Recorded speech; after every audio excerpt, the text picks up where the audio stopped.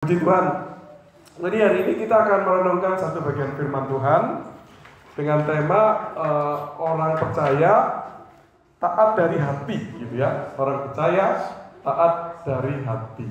Jadi saudara, pada masa sekarang ini kita itu menghadapi masalah ketidaktaatan, ya, ketidaktaatan ya.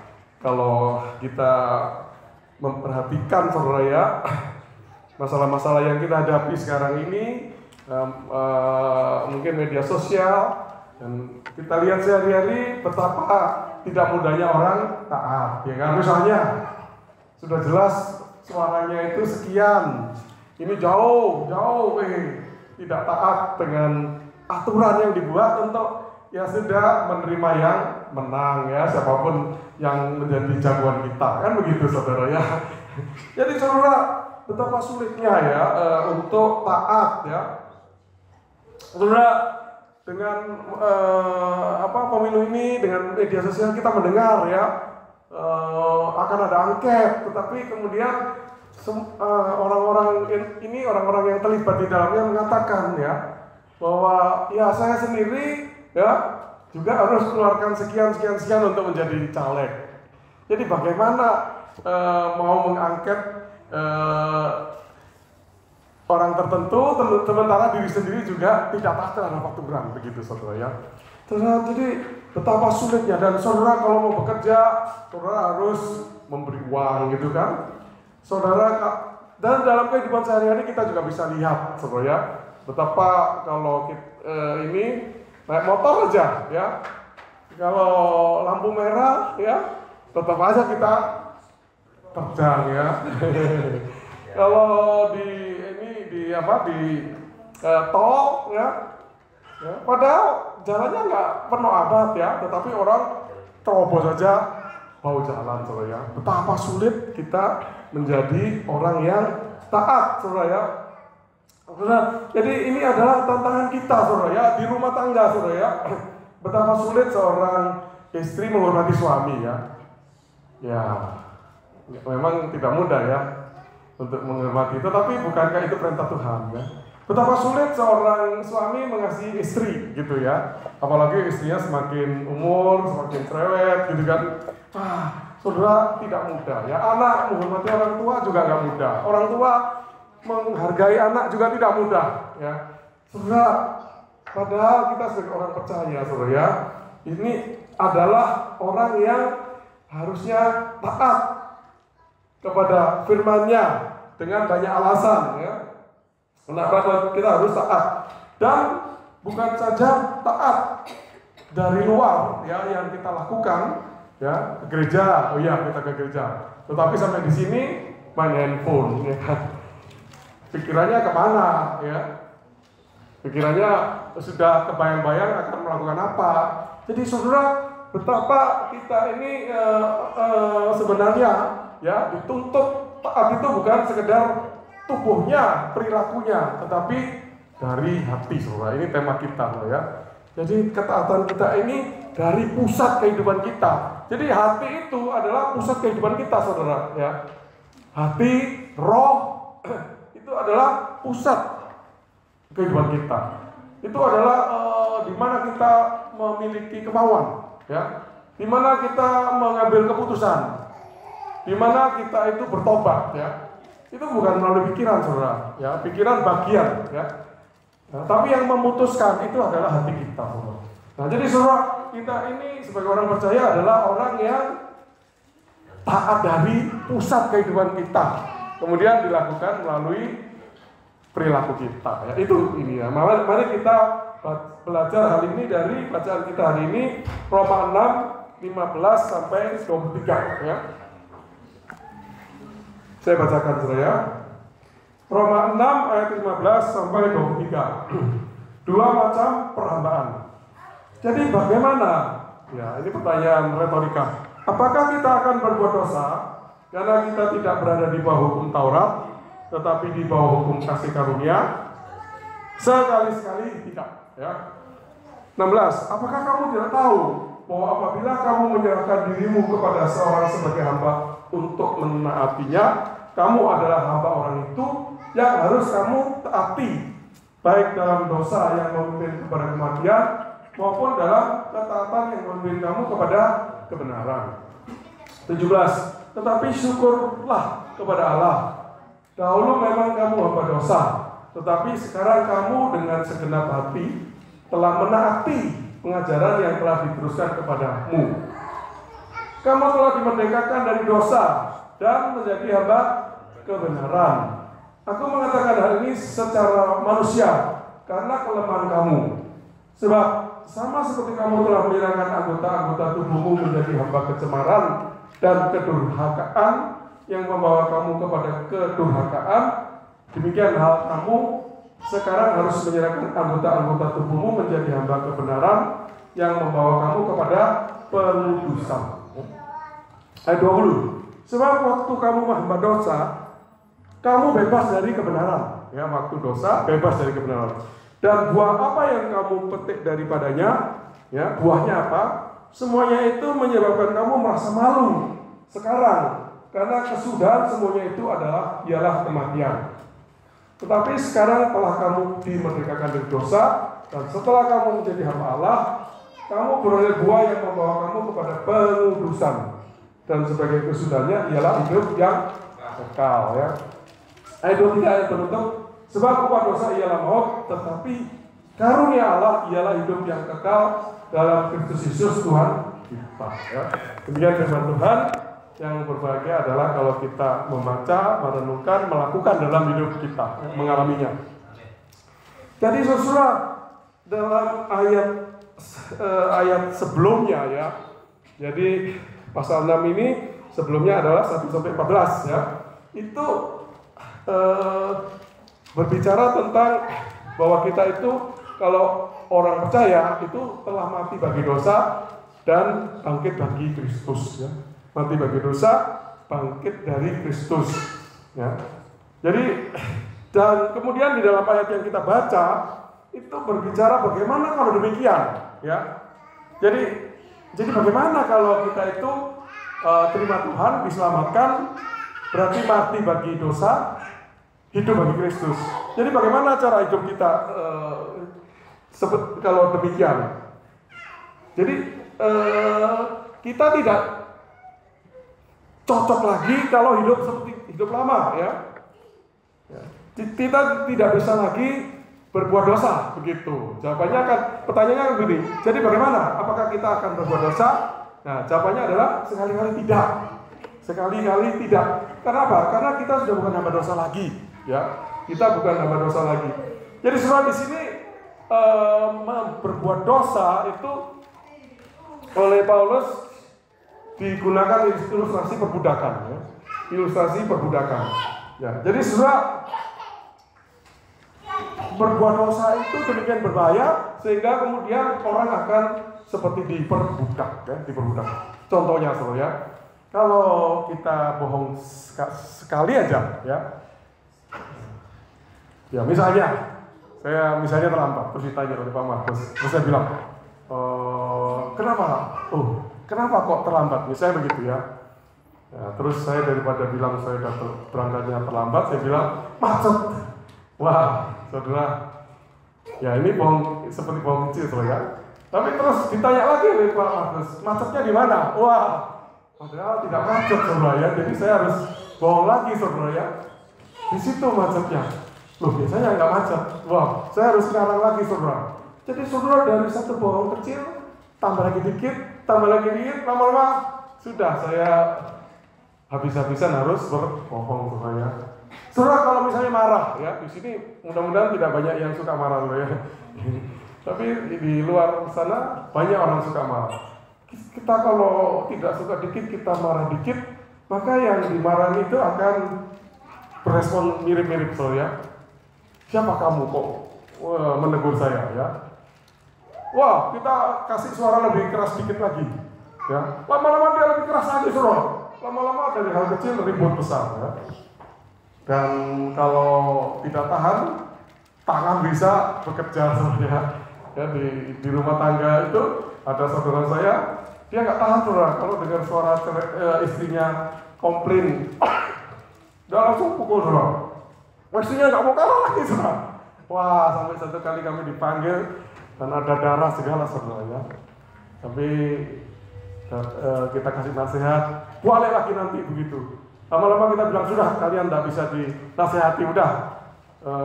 Kalau mau berubah, kalau enggak. Nah, puji Tuhan akhir-akhir ini sudah jauh lebih baik. Tapi intinya saudara, betapa kemarahan kecil bisa berakhir dengan kekerasan, ya. Dan tidak jarang kemudian sampai kepada pembunuhan. Jadi betapa menunjukkan dosa ini sangat berbahaya, sehingga memperbudak orang. Dan bukan saja pengaruhnya terhadap yang terkait, tapi juga orang-orang di sekitar kita, saudara, ya. Kalau misalnya kita bersungut-sungut, maka kita juga yang sebelah-sebelah ikut, saudara ya. Wah, pemerintah korup, iya. Wah, kita ngomong korup juga, wah, lama-lama kita ngomong presidennya, wah, menterinya, wah. Akhirnya semua berkeluh kesah tentang pemerintah, saudara ya. Jadi saudara, dampaknya itu tidak hanya pada diri sendiri, tetapi kepada lingkungan kita menyebar, ya. Dan kemudian mendominasi, saudara ya. Jadi saudara, saya itu kebayang di Indonesia ini tidak mudah untuk hidup benar, ya. Karena sedikit orang melakukan, makin lama makin banyak, dan akhirnya merata di mana-mana. Jadi kadang-kadang saya kepikir, wah, orang Indonesia yang di surga mungkin dikit, ya. Begitu sulitnya, saudara, untuk hidup benar di Indonesia, ya. Saya kalau tidak pernah ke Australia, ya, saya mungkin tidak pernah bertobat benar-benar, saudara, ya. Karena saya sudah diberangus di pikiran saya ini, untuk sukses itu harus nyogok, harus punya KKN gitu, saudara ya. Wah, bagaimana sebagai orang percaya hidup seperti itu? Sulit, saudara, diksi dengan hati nurani, ya. Tapi puji Tuhan, saya pernah di Australia berapa tahun dan di situ bertobat, dan kemudian balik Indonesia, oh benar begini lagi, saudara ya. Tantangannya ketemu lagi. Jadi saudara, betapa sulitnya. Dan di situ dikatakan bahwa kita itu dulu hamba dosa, tetapi sekarang sudah bukan lagi. Kita ini sekarang adalah hamba kebenaran atau ketaatan kepada kebenaran, hamba Allah. Tidak ada yang netral, saudara ya, tidak ada yang di tengah. Di dalam bacaan kita tidak ada peluang untuk kita itu netral, nggak ada, saudara. Ya, jadi saya bukan hamba iblis, dosa, tetapi saya juga bukan hamba Tuhan. Tidak bisa, saudara. Pokoknya kalau tidak hamba Tuhan, tidak hamba kebenaran, kita adalah hamba setan, saudara. Nah, karena diri pun ketika kita tidak dimerdekakan, berarti kita dikuasai oleh iblis itu, saudara. Dikuasai oleh dosa itu, ya. Jadi tidak ada, saudara, ya. Nah, saudara, kita, saudara, mau, ya, kemudian menjadi hamba Allah. Kenapa? Karena Allah itu Allah yang baik, saudara, ya. Allah yang baik, dan firman-Nya pun adalah untuk kebaikan, ya. Kenapa taat? Karena ada kebaikan di balik ketaatan itu, ya. Itu pendahuluan kita, saudara. Nah, kita akan merenungkan renungan kita ini dalam 6 poin, saudara. Mudah-mudahan bisa cepat, ya, bisa cepat. 1, ketaatan bukan pilihan, ya. Gak bisa milih. Harus taat. Apakah kepada setan, atau kepada dosa, atau kepada kebenaran, ya. Kedua, ketaatan adalah jalan kebenaran. Jadi kalau taat kepada Tuhan adalah jalan kebenaran, ya. Ketiga, ketaatan adalah dari hati dengan standar firman Tuhan. Ya. 4, ketaatan membawa kepada pengudusan. Ya. 5, ketaatan membebaskan dari rasa malu, ya, dari rasa malu. Kemudian 6, ketaatan menuju kepada hidup yang kekal. Jadi yang pertama, ketaatan bukan pilihan, saudara ya. Dikatakan, jadi bagaimana? Apakah kita akan berbuat dosa? Ya, karena kita tidak berada di bawah hukum Taurat, tetapi di bawah hukum kasih karunia. Jawabannya sekali-kali tidak. Saudara, apa yang dimaksud dengan hukum kasih karunia, saudara? Jadi saudara, kalau pada zaman dahulu orang Israel diselamatkan harus taat kepada hukum Taurat. Ya, harus melakukan hukum, misalnya 10 perintah, 10-nya harus dilakukan, ya, dan dia selamat, ya. Nah, saudara, setelah Kristus datang, kita itu tidak di bawah hukum itu lagi, tetapi di bawah hukum kasih karunia, yang mengatakan begini, saudara, Efesus 2:8-9. Sebab karena kasih karunia kamu diselamatkan oleh iman. Ya, itu bukan hasil usahamu tetapi pemberian Allah. Jadi keselamatan adalah pemberian Allah, ya. Itu bukan hasil pekerjaanmu, ya, ditegaskan lagi, itu bukan hasil pekerjaanmu. Jangan ada orang yang memegahkan diri, tetapi memegahkan Allah, ya. Karena apa? Karena semua dikerjakan oleh Allah. Jadi keselamatan kita ini bukan karena taat kepada peraturan 1, 2, 3, 4, 5, 10, ya. Benar semua masuk surga, tidak gitu saudara, ya. Kita itu menerima keselamatan karena kita menerima anugerah itu, ya, yang tidak layak tetapi diberikan kepada kita, ya. Jadi saudara, kalau kita orang percaya, ya, itu di bab 1-11 tetap kita itu melakukan dosa, berarti kita ini sebenarnya belum menerima Dia. Kenapa? Karena seharusnya kalau kita bertobat, maka kita ini mati bagi dosa dan bangkit bagi Kristus, ya. Bagaimana orang yang seperti itu tetap hidup di dalam dosa? Itu tidak bisa, ya. Berarti kita baru mengaku dengan mulut kita bahwa kita itu adalah orang percaya, ya. Kita itu orang yang bertobat, ya. Tapi kalau kita betul-betul diselamatkan, maka kita itu tidak bisa melakukan itu lagi, karena kita tidak dikuasai lagi oleh dosa itu, ya. Itu saudara. Jadi saudara, jadi kita ini tidak bisa mengatakan bahwa ya saya sudah bertobat, ya, tetapi saya tidak bisa tidak berdosa, ya, gitu. Ya. Kita masih bisa jatuh di dalam dosa, ya. Kelemahan kita, ya. Dan kalau kita mengatakan kita orang suci juga nggak benar juga, saudara. Karena kenyataannya kita hidup di tengah dunia yang berdosa dengan tubuh yang masih dikuasai dosa. Ya, kita ini masih akan rentan jatuh di dalam dosa. Tetapi kalau kita dengan sengaja hidup di dalam dosa, itu tidak masuk akal, saudara. Karena kita sebenarnya sudah bukan hamba dosa lagi. Dosa tidak berkuasa lagi atas kita, ya. Kita bisa menolak untuk tidak berbuat dosa, ya. Itu, saudara. Jadi pertama, ketaatan bukan pilihan, ya. Kenapa? Karena kita sudah bukan hamba dosa lagi, saudara, ya. Jadi kita ini sudah merdeka dari dosa, ya. Kedua, ketaatan adalah jalan kebenaran, ya. Jadi saudara,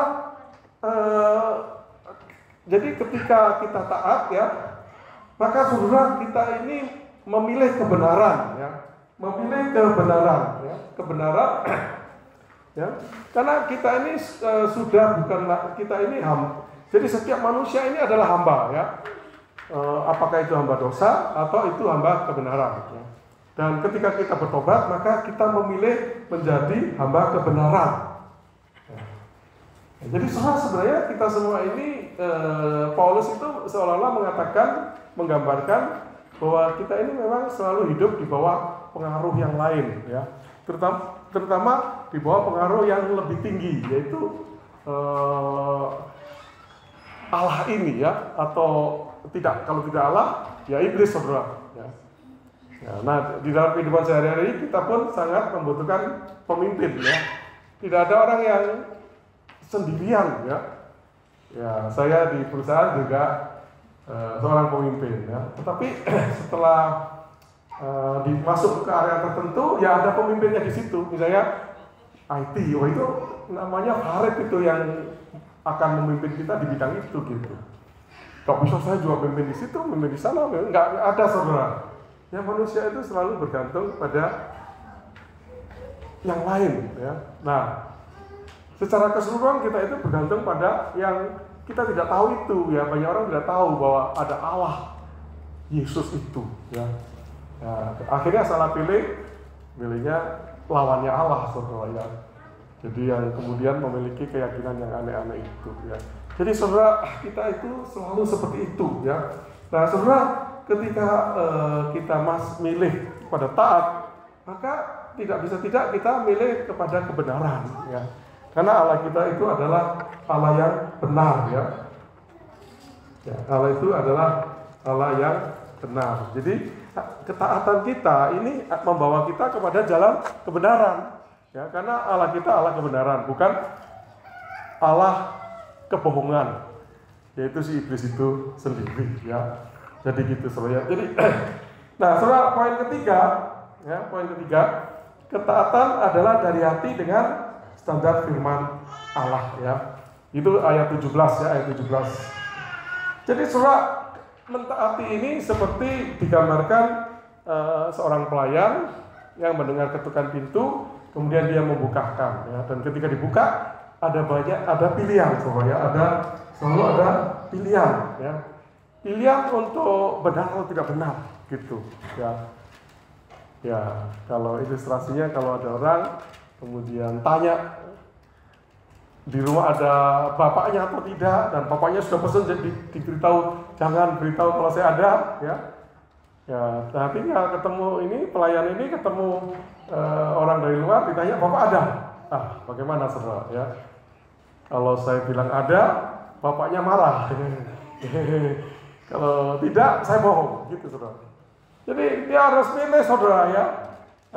Jadi kita sebagai orang percaya harus berpegang pada kebenaran saudara ya.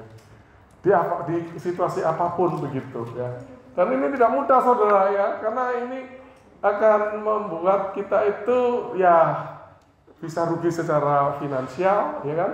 Misalnya beli gedung ini berapa? Ya kalau kita terang-terangan bilang 1M ya pajaknya mungkin katakan 20% dari 1M.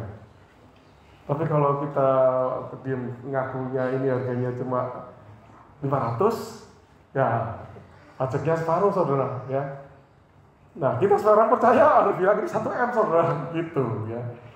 Nah itu saudara yang tidak sulit saudara, yang tidak mudah saudara ya. Saya juga mengalami pergumulan semacam itu ya. Dan kadang sampai nggak bisa beli ruko saudara. Di sini harganya berapa, orang lain harganya berapa ya, katakan 2M, ditulis di mukaku 700 juta. Nah saya bilang ini saya beli tapi tolong ditulis 2M, dia nggak mau saudara. Kenapa? Karena yang lain sudah ditulis 700 juta saudara. Sehingga pajaknya itu katakan kalau 10% ya dari 700 juta. Sementara kalau sesuai ya harus dari 2M begitu. Bisa begitu saudara di Indonesia ini ya. Jadi betapa tidak mudahnya hidup seperti itu ya. Nah sementara standar kita adalah dari hati sesuai dengan firman Tuhan ya. Dari hati ya, dari hati ini dari pusat kehidupan kita. Jadi saudara, Tuhan Yesus ini membawa pengajaran agama hati ya. Kalau orang Farisi itu agama perbuatan ya. Kalau berdoa di tengah jalan ya kan, supaya dilihat orang. Memberi sedekah, memberi saudara, tetapi diperlihatkan supaya orang lihat oh dia memberi. Kalau puasa dibikin mukanya lesu ya, supaya orang tahu oh dia lagi puasa gitu saudara. Tapi kalau agama hati, puasa kita tetap aja seperti biasanya ya, mandi rambutnya digosok minyak, jadi kelihatan biasa saja gitu saudara. Tapi hatinya puasa. Jadi semua itu yang berkenan kepada Tuhan ya. Karena apa? Karena saudara, Allah itu tidak melihat dari luar ya. Saudara, kalau budak dunia itu nggak perlu taat dari hati saudara ya. Kalau budak dunia itu yang penting lakukan aja. Kalau saudara punya pembantu kan nggak perlu pembantunya dengan tulus melakukan ya. Yang penting cucian bersih, ya kan? Masak enak. Kalau mukanya gimana terserah deh gitu. Ya. Tapi saudara, kalau Tuhan dilayani dengan cara itu ya, makanan enak, bersih ya, hasilnya banyak, hatinya mendongkol, tidak berkenan saudara ya. Kenapa? Karena Tuhan melihat hati. Jadi lebih baik makannya ini kurang enak tetapi sepenuh hati daripada makanannya hebat tetapi hatinya tidak ada saudara. Itu saudara ya. Jadi taat ini adalah taat sepenuh hati ya. Dan saudara, di 1 Samuel 16 ayat 7 dikatakan bukan yang dilihat manusia, yang dilihat malah manusia melihat apa yang di depan mata, Tuhan melihat hati. Gitu saudara. Jadi jaga hati kita, saudara. Ya, kan ada ayat yang mengatakan jagalah hatimu dengan penuh kewaspadaan, karena dari situ terpancar kehidupan. Ya, hati ini yang dilihat Tuhan, saudara. Jadi kita harus taat dari hati, ya. Jadi saudara ibadah ya, main musik, ya kan, kayak jadi singer tadi, ya. Ya kalau dilihat sih dia sudah kayak serius sekali, ya kan. Matanya udah merem-merem gitu ya. Nah, tapi hatinya bagaimana? Ya kan? Ya, itu saudara yang tahu hati itu adalah Tuhan, saudara. Dan kita dituntut untuk melayani, untuk taat, untuk melayani, untuk mengasihi Tuhan dari hati, bukan dari penampilan, saudara ya. Kalau penampilan gampang ditutup ya. Saya pakai jas sudah kelihatan hebat. Kalau pakai jas berdua ya Pak ya, sudah paling hebat. Tetapi bagaimana dengan hatinya, ya? Seringkali orang-orang yang di sudut sana lebih dihargai Tuhan, bukan karena jasnya, ya, tetapi karena hatinya, saudara, ya. Seperti janda yang memberi itu, ya, tidak dilihat banyak, ya, berbunyi kerincing gitu, ya, hanya ketek gitu aja, saudara. Tetapi apa? Hatinya itu loh, dia memberi dari kekurangannya. Ya, sementara orang-orang pemimpin agama, orang-orang kaya memberi dari kelebihannya, saudara. Tapi saudara, kalau saudara berkelimpahan, juga saudara harus memberi berkelimpahan juga, saudara. Itu juga menunjukkan hati saudara, ya. Itu saudara. Jadi pertama itu, ya. Sehingga saudara dikatakan kalau saudara menyembah Tuhan, itu sembahlah dalam roh dan kebenaran, ya. Roh itu adalah hati, saudara, ya. Roh itu pusat kehidupan kita. Jadi menyembah Tuhan dengan roh dan kebenaran, tidak dengan penampilan, ya. Tidak dengan kehebatan, ya. Tetapi dengan roh, ya, dan kebenaran, berdasarkan kebenaran. Dengan roh, ya. Tentu tidak kita bisa beralasan, wah, roh saya sudah sungguh-sungguh ini, tetapi saya datang seenaknya, saya datang terlambat, ya nggak bisa, saudara, ya. Karena dengan sepenuh hati, maka itu dengan sendirinya dengan sepenuh pikiran, sepenuh perasaan, sepenuh kekuatan, saudara, ya. Jadi Tuhan itu menuntut seperti itu, ya. Itu, saudara. Nah, saudara, standarnya adalah firman Tuhan, dikatakan pengajaran yang telah diteruskan kepadamu, ya. Jadi saudara, standarnya adalah bukan pengajaran gereja, ya. Misalnya GPD punya ini pengajaran ini. Kalau tidak sesuai dengan firman Tuhan, itu bukan standar yang dituntut oleh Tuhan, ya. Itu untuk aturan internal gereja, ya. Harus pakai baju seperti apa, ya. Kalau kita nggak punya baju itu, ya tidak berdosa, kita nggak pakai itu, saudara, ya. Karena itu peraturan internal gereja. Tetapi, ya, firman Tuhan berbicara apa, ya, itulah standar kita, saudara, ya. Ya, tidak berbohong, tidak berzina. Berzina itu melihat orang tidak sejenis kemudian menginginkan dalam hati sudah berzina, itu kita harus ikuti, saudara, ya. Jadi taat berdasarkan firman Tuhan, ya. Di dalam hal-hal yang penting di dalam kehidupan ini. Jadi saudara, firman Tuhan itu pasti berbicara hal yang penting, ya. Yang tidak penting tidak dipersoalkan. Baju pakai warna apa, ya kan? Hari ini makan apa, itu tidak dipersoalkan, saudara, ya. Tetapi yang dipersoalkan bagaimana sikap kita kepada uang, ya. Bagaimana kita memberi, ya, memberi dengan sukacita, ya. Memberi sesuai dengan kerelaan. Ya, memberi yang terbaik itu ada aturannya, saudara, ya, ada firmannya gitu, ya. Tetapi kita datang ke gereja ini pakai apa? Nggak masalah, saudara, ya. Ya, gitu, saudara, ya. Jadi hal-hal yang penting, bekerja taat kepada atasan, ya kan? Ya, tidak, ya berarti kita harus ikuti aturan, gitu, ya.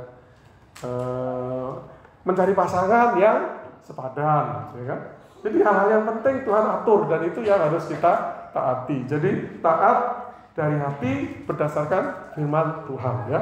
Poin keempat saudara ya. Poin keempat itu di slide 7. Ketaatan yang seperti ini kepada kebenaran ini membawa kepada pengudusan saudara ya.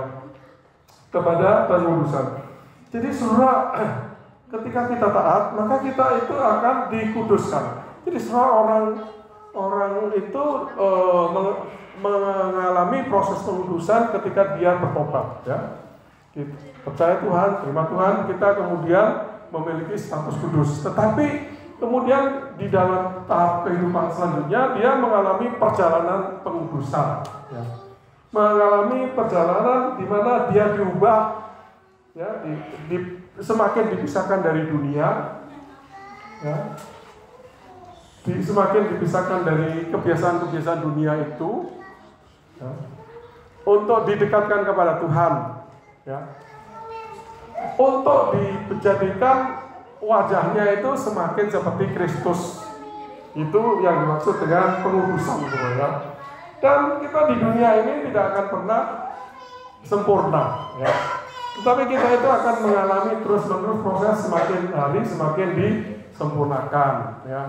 Dan semakin hari kita mengalami itu dengan semakin sukacita ya, maksudnya kita menikmati untuk hidup semakin seperti Kristus itu. Tidak mungkin berkeluh kesah ya, wah kok susah jadi orang Kristen. Enggak saudara ya. Ya, saya dulu juga banyak tantangan, tetapi saya sekarang menikmati, bersyukur saudara sebagai orang percaya ya. Ya. Kalau sebelum percaya malah, waduh susah kalau jadi orang percaya ya. Ya, penuh tantangan. Nah, tapi setelah jadi orang percaya menghadapi tantangan, ternyata puji Tuhan, Tuhan memberi kemenangan ya. Ternyata tadinya saya selalu menyelesaikan kalau ditangkap polisi di tengah jalan, kasih berapa?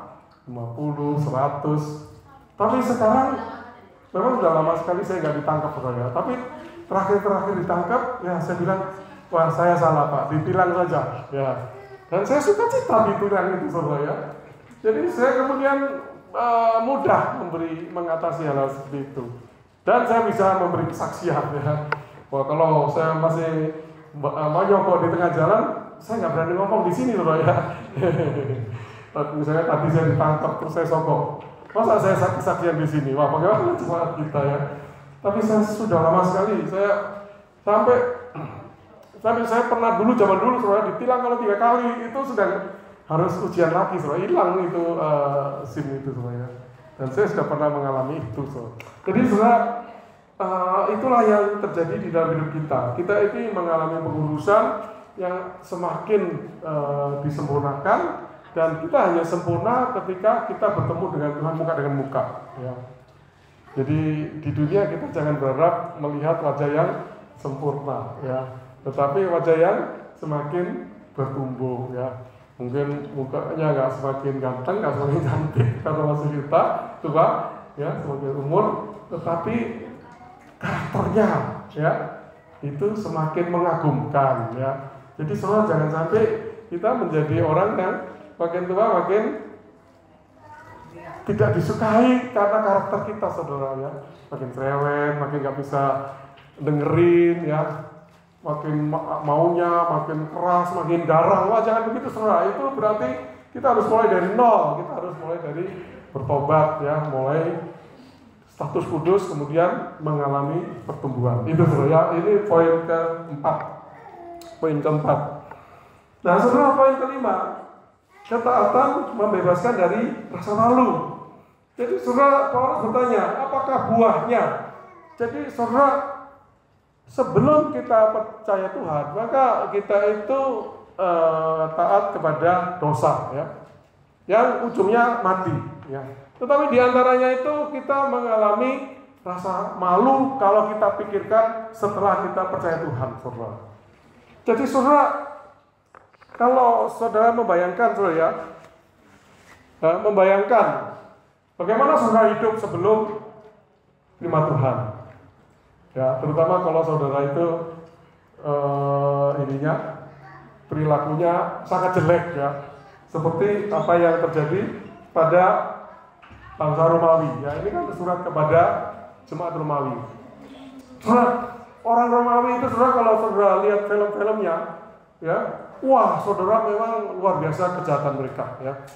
Saudara, kalau saudara lihat film itu Kaisar-Kaisar Roma itu, ya, itu wah itu kalau masalah seks saja ya, itu bisa rajanya itu tidurnya bersama dengan beberapa perempuan sekaligus gitu saudara. Ya itu kan nggak kebayang saudara ya. Ya. Jadi wah itu betul-betul nggak saudara ya. Dan yang disebut gladiator itu, ya, manusia diadu seperti binatang sampai mati. Ya. Zaman sekarang nggak ada lagi saudara. Ya. Jadi mereka menyembah berhala, itu sudah jelas ya, patung-patung itu. Ya. Jadi saudara, mereka menggunakan kekerasan, ya, sombong, ya, merasa hebat begitu saudara. Ya. Jadi saudara, kalau kita dulu katakan membunuh orang, kemudian kita bertobat, ya, kemudian kita setelah bertobat kita ingat, waduh saya dulu membunuh orang, ya saudara, apa nggak malu? Ya, itu saudara ya. Jadi saudara, itulah apa yang terjadi, ya, kalau kita itu ikut dosa, ya. Kita akan mengalami malu dan ujungnya maut, gitu saudara. Nah sekarang kita sebagai orang percaya saudara ya, kita juga sebagai orang percaya sudah pasti juga tidak mau dengan sengaja berdosa lagi, ya. Kenapa? Karena dosa itu akan membuat kita itu malu. Ada bekas-bekasnya saudara, ya. Ya, misalnya saudara orang yang sudah bertobat, ya, terus saudara marah dan saudara lampiaskan aja marah saudara, ya. Orang yang saudara marahin sampai tidak bisa bicara apa-apa. Kemudian saudara sadar, ya. Nah, apa saudara tidak malu? Padahal saudara seorang pendeta misalnya ya, atau seorang jemaat Immanuel Babelan sudah 20 tahun. Wah, saudara, maka kita malu ya. Karena itu saudara, kenapa kita taat? Karena dengan taat menolong kita bebas dari malu itu. Nah, ketika kita terpancing untuk marah, kita ingat Tuhan Yesus mengatakan jangan marah sampai habis hari, ya. Oh iya, berarti kita harus meredam, ya. Udah, saudara tidak perlu malu, ya. Tapi kalau saudara gak karuan, kemudian satu kali saudara sadar dan melihat perilaku saudara itu, maka saudara akan malu, ya. Juga orang lingkungan saudara akan malu, ya.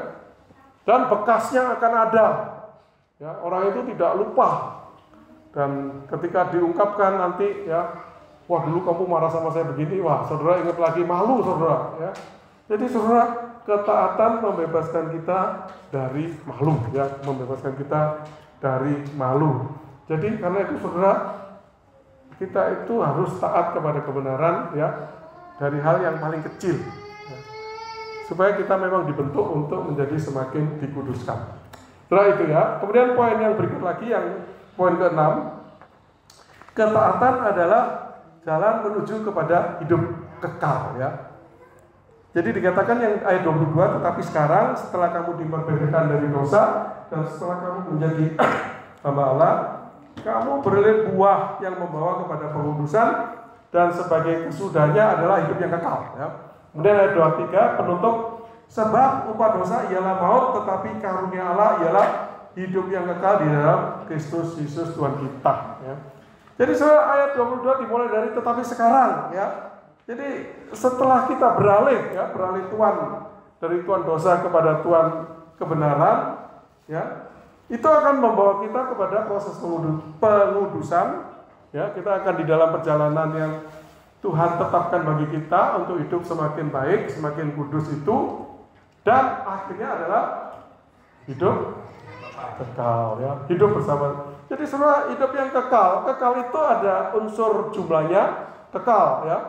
Berarti selama-lamanya itu saudara, ya. Ya, jadi ada unsur hidup bahwa ada jumlah bahwa kita itu akan hidup tidak sekedar di dunia ini, tetapi sesudah di dunia pun kita akan hidup bahkan selama-lamanya. Jadi jumlahnya tidak terbatas, ya. Tetapi bukan sekedar jumlah, saudara, tetapi juga kualitasnya, ya. Kualitasnya itu apa? Kualitasnya itu adalah kita hidup di dalam kehadiran Tuhan. Saudara, kita itu sering berharap diberkati, ya. Tuhan berkati, ya, supaya ada cukup makan, ya, bisa beli rumah dan sebagainya, saudara. Itu, saudara, adalah berkat yang kecil, ya. Tapi itu tetap berkat, ya. Tapi berkat yang besar adalah kalau Tuhan hadir di dalam hidup kita, saudara. Itu sudah apa saja yang kita butuhkan akan ada, gitu, ya. Nah, saudara, di surga nanti kita itu bersama dengan Allah itu sendiri, saudara, ya. Jadi itulah hidup kekal yang kita impikan, ya. Saudara, kalau di sini, ya, nggak tahu rumah saudara seperti apa, ya kan? Saya lihat toilet kita juga belum bagus amat, ya. Tapi di surga nggak seperti itu, gitu, saudara, ya. Pak, tidak perlu AC, ya. Dan tidak perlu lampu, karena Allah itu adalah terangnya sendiri. Di situ tidak ada tangis lagi, ya. Tidak ada kekurangan. Tubuh kita tubuh yang sempurna, tidak pegel-pegel lagi, ya. Ya, tidak, ya, yang tua merasa pegel-pegel, sakit, ya. Itu tidak ada lagi, saudara, ya. Karena kita hidup bersama dengan Allah itu dan diberikan tubuh yang mulia, ya. Tidak ada sakitnya, tidak ada, saudara, barusan nanti malam saya juga harus hadir di kedukaan itu, saudara, ya. Ada suami istri masih muda, saudara, usia 28-30-an gitu, 2 tahun menikah, ya, punya anak, ya. Punya anak, padahal orang berada, ya, dan tidak ada gejala apa-apa, ya. Ketika melahirkan, di dalam proses melahirkan, kedapatan ada sakit, ya, sampai tidak sadar, terus dioperasi, anaknya sebenarnya dibilang peluang selamatnya 1%, kecil sekali, tapi selamat, tapi mamanya tidak selamat. Dan ketahuan detik-detik terakhir dia sakit leukemia, ya, kanker darah putih. Jadi saudara, di dunia bisa seperti itu, saudara, ya, kelihatannya lancar-lancar, hebat sekali, saudara, ya. Ini keluarga yang hebat, saudara. Acaranya di Green Haven, sewa 2 tempat, bunga di mana-mana, saudara, makanan, wah, kayak pesta, saudara. Tapi seperti itu, ya. Ya. Bukan berarti kondisinya nggak baik, saudara, karena di surga dia juga bersukacita kalau dia bersama dengan Tuhan, saudara, ya. Tapi itu, saudara, dunia ini seperti itu, gitu, ya. Jadi jangan kita berharap di dunia, ya. Jadi kita berharap kehadiran Tuhan di dalam hidup ini. Walaupun rumah kita kecil, walaupun tidak ada AC, saudara, ya. Kalau Tuhan ada di situ, maka hidup kita itu mengalami damai, ya, damai, sukacita, ya, kesejukan, bahasanya Prabowo itu, kesejukan, ya, ada kesejukan, walaupun panas, ya, mungkin tak pakai baju, saking gerahnya, ya, tapi ada kesejukan kalau Allah ada di situ, saudara, ya. Jadi, saudara, bayangkan di surga kita tinggal bersama Allah yang baik itu selama-lamanya, sedekat-dekatnya gitu, saudara, ya.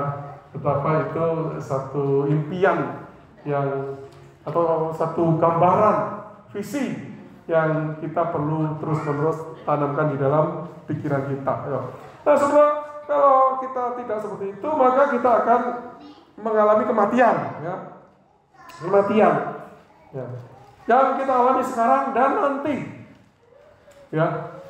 Sekarang dan nanti. Kalau kita orang percaya masih suka berdosa, maka kita mengalami bau kematian, ya. Ya, karena kalau kita diselamatkan, kita itu selamat, ya. Kita itu selamat. Tapi kalau kita masih aja ini tergoda atau menyerahkan diri pada dosa, kita itu akan mengalami bau kematian, ya. Kematian itu, saudara, ya, orang mati itu seperti apa? Dia nggak bisa gerak, saudara, tidak berdaya, gitu, ya. Ya, jadi saudara akan tidak berdaya, ada apa-apa, saudara tidak berdaya, begitu, ya. Sehingga banyak orang Kristen menghadapi cobaan juga tidak berdaya, tidak bisa menolak cobaan itu, ya. Tidak bisa menolak tantangan dunia ini, ya. Tidak bisa menolak aturan-aturan yang dibuat di dunia ini yang tidak sesuai dengan firman Tuhan, ya. Tidak bisa melawan situasi, ya, yang seharusnya kita tidak ikuti, ya. Semua orang sudah begini cara hidupnya, ya. Ya, saudara, kalau saudara hidup di dalam dosa, maka bau kematian itu ada. Saudara tidak bisa melawan itu. Tapi kalau saudara hidup di dalam kebenaran, ya, maka saudara ada tanda-tanda kehidupan di dalam diri saudara. Saudara bisa di tengah lingkungan ini menjadi apa yang disebut dengan garam dan terang itu. Karena saudara memiliki Allah yang hidup itu, ya. Jadi gelap, saudara tidak punya, dan jadi saudara di samping ketidakberdayaan, mati itu digambarkan gelap, saudara, ya. Jadi mati itu digambarkan gelap, tidak bisa lihat, saudara, ya. Jadi saudara, kalau saudara itu masih berkumbang dengan dosa, maka saudara tidak bisa melihat kebenaran. Saudara tidak mengerti firman Tuhan, ya. Kenapa? Karena saudara gelap, mata gelap gitu. Ya, sehingga saudara nggak mengerti, ya. Sedikit-sedikit tanya kepada pendeta, pendetanya jadi sibuk, saudara, ya. Sedikit-sedikit harus tanya kepada pendeta, kalau dia mau tanya, ya. Tapi dia nggak mengerti, saudara, ya, karena itu tadi gelap, ya. Dan saudara, kalau saudara hidup di dalam dosa seperti itu, maka saudara tidak mengalami kesempatan potensi untuk hidup bersukacita, hidup di dalam Dia, ya. Karena saudara apa? Karena saudara hidup di dalam dosa, ya. Jadi kita tidak menikmati hal-hal yang Allah anugerahkan, ya. Ya, kita banyak orang tidak menikmati kehidupan keluarga yang adalah anugerah Tuhan. Hidup bersama anak-anak yang adalah anugerah Tuhan. Kenapa? Karena pikirannya uang, ya. Padahal cukupkanlah engkau dengan apa yang ada padamu. Kita tidak mau ikut, saya mau lebih lagi gitu, saudara, ya. Ya. Akhirnya tidak menikmati keluarganya, tidak menikmati anak-anaknya, ya. Kemudian ketika tua, anak-anaknya tidak mau, ya. Dan merasa sudah kerja keras, tetapi tidak dihormati. Ini orang-orang lama banyak yang begitu, saudara. Jadi kita mari tinggalkan bau kematian itu, saudara, ya. Dengan apa? Dengan cara taat, ya. Dengan cara taat kepada kebenaran. Nah, saudara, kalau itu disebut upah, ya, upah dosa maut, ya. Mestinya upah lawannya hidup untuk Tuhan, bagi Tuhan adalah surga, ya. Tetapi dikatakan apa, saudara, ya? Dikatakan tetapi karunia Allah ialah hidup yang kekal di dalam Kristus Yesus Tuhan kita. Jadi saudara, kalau kita hidup dengan dosa maka ada upahnya. Itu sudah adil, ya. Kamu berdosa, upahnya mau. Tapi saudara tidak pernah bisa bekerja untuk surga. Karena terlalu besar. Karena itu dikatakan berulang-ulang, karunia Allah adalah surga, ya, atau karunia Allah adalah hidup yang kekal dalam Kristus itu, saudara. Jadi saudara, ini sungguh suatu kabar gembira bagi semua orang, ya. Kalau saudara masih ada yang hidup di dalam dosa bertahun-tahun, ya, maka saudara buka hati, ya, buka hati. Kemudian Tuhan akan hadir di dalam hidup saudara, memberikan karunia yang saudara tidak layak itu untuk menjadi anak sahabatnya, ahli warisnya surga itu.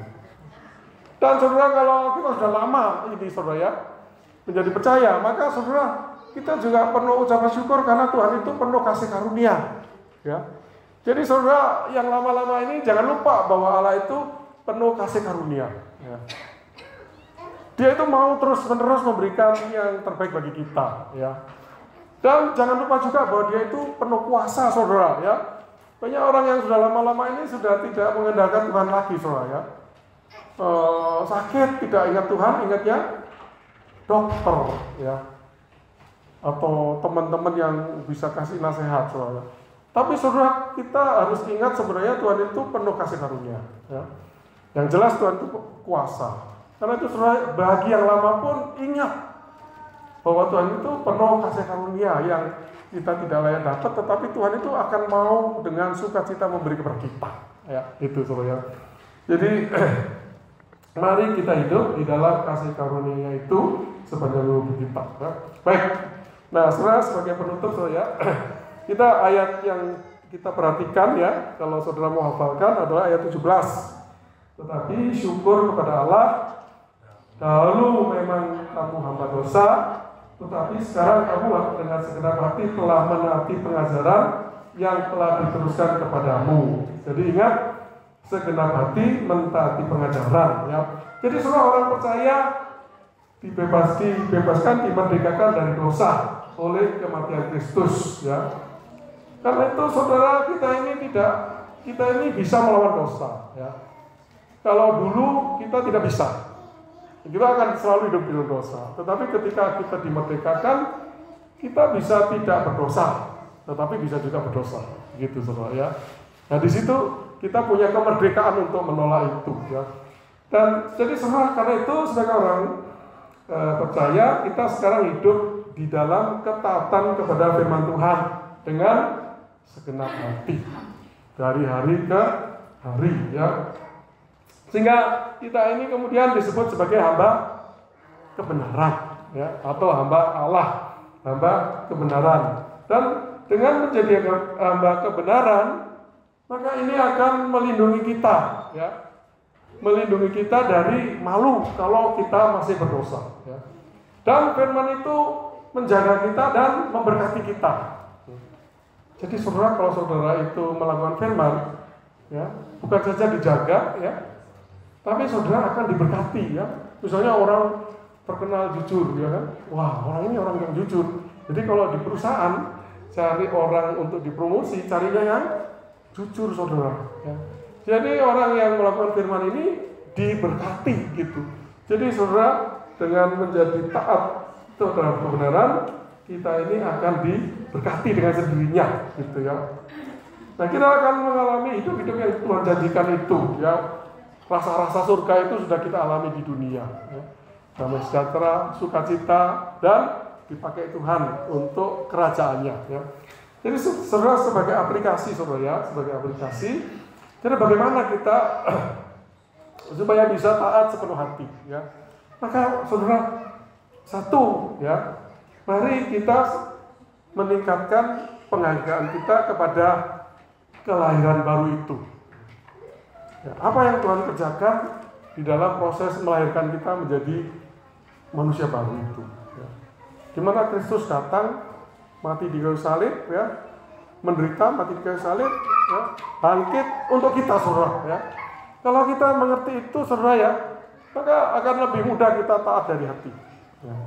Kalau saudara hanya merasa sebagai orang Kristen, apalagi hanya KTP, harus ke gereja, harus melalui persepuluhan, maka akan sulit taat dari hati. Ya. Tapi kalau kita melihat betapa besar pengorbanan Tuhan untuk hidup kita, maka kita bisa taat dari hati ya, nomor 1. Jadi coba baca firman Tuhan yang bicara tentang kelahiran baru. Ya. Kedua, saudara, mari kita menyadari, saudara, mari kita mencoba memahami apa kebaikan di balik perintah-perintah Tuhan itu. Ya. Saudara, kalau kita mengerti bahwa di balik perintah itu ada kebaikan bagi kita yang Tuhan mau untuk anugerahkan kepada kita, maka kita akan lebih mudah taat dari hati, saudara. Ya. Mengapa misalnya anak-anak ngerti kenapa dia harus belajar? Ya. Kenapa harus belajar? Ya kalau kamu nggak belajar, nggak naik kelas, lama-lama kamu nggak bisa sekolah lebih tinggi, kemudian kalau kerja pun akhirnya jadi apa? Ya. Tapi kalau kamu sekolah baik-baik, juara, ya kan, gampang dapat beasiswa, ya, sekolahnya bisa sekolah setinggi mungkin walaupun tidak kaya karena dari keluarga nggak berada, ya.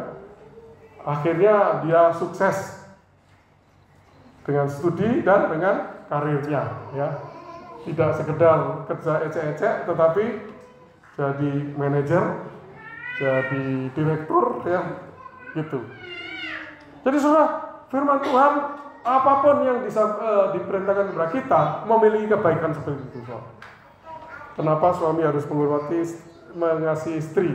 Ya, itu ada kebaikannya, saudara. Bayangkan kebalikannya, ya. Ini keras terhadap istri, ya. Tidak ada kebahagiaan, saudara, ya. Itu. Ya. Saudara, macam-macam itu coba renungkan, ya. Akan kita bisa lihat bahwa di balik perintah itu ada kebaikan, ya. Kemudian saudara, poin ketiga, ya, ini ketiga saja, ini betul-betul terakhir. Mari kita hidup di dalam pimpinan Roh, ya, Roh Kudus, ya.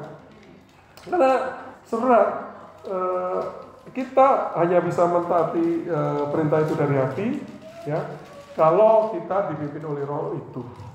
Kita tidak bisa melakukan dengan kekuatan sendiri, ya. Karena itu dikatakan tinggallah di dalam Dia akan tinggal di dalam aku, ya. Karena tanpa aku, kamu tidak bisa berbuat apa-apa.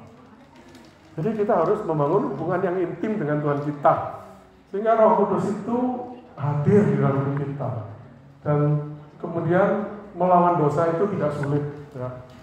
Karena kekuatan Roh itu sendiri yang mengerjakan di dalam hidup kita, sehingga kita dimampukan taat dari hati. Mari kita berdoa. Tuhan, kami bersyukur untuk firman Tuhan. Tolong kami hidup di dalam firman-Mu itu, karena kami tahu dari firman-Mu bahwa itulah yang terbaik bagi orang percaya. Taat, hati, belajar firman Tuhan, mentaati firman Tuhan, sehingga kami dipersiapkan oleh Tuhan di tengah dunia ini untuk pada akhirnya hidup bersama dengan Tuhan di dalam kemuliaan surga.